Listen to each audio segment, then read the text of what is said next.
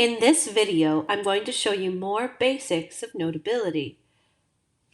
First, I'm going to show you how to import web content into Notability to increase the interaction with web texts.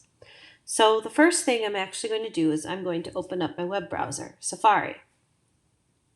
So what I've done is I've pulled up an article that I may want students to annotate.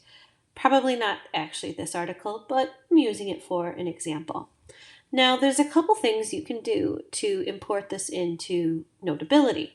The first way is to use the Share and Export button.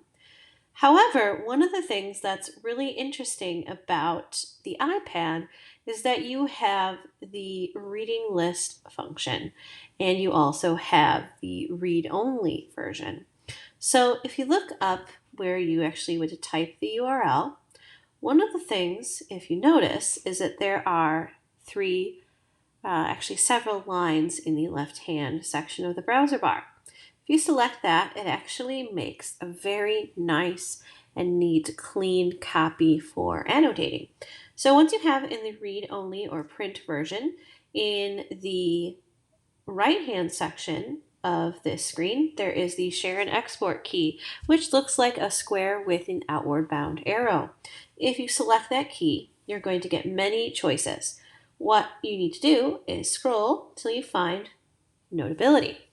This is going to send to Notability. It might take a little bit of time to process. My internet's kind of slow at my house. And once it sends, has a check mark, you click OK. You can toggle back to Notability.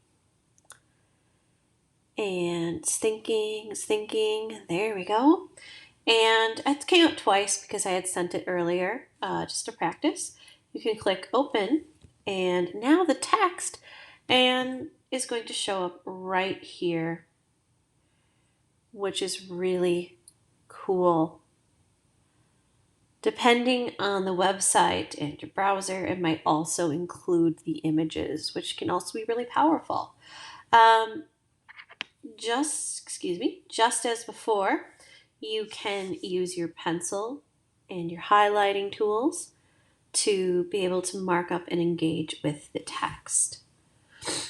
What I find that's really helpful is it allows students at a touch of the button to interact with anything, not just printed materials. So if you're doing research, students can import their documents that they are reading online from a website, from a database, and at a push of a button, they're able to interact with the text that's meaningful to them.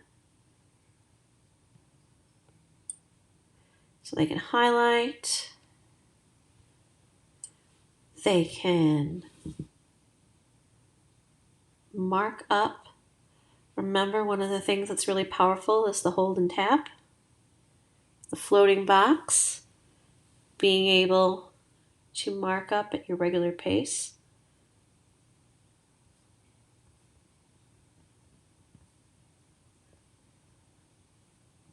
And it looks more natural in writing. You can type.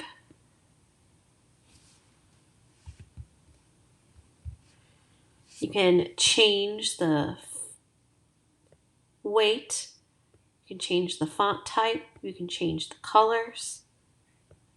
All powerful tools in interacting with a text.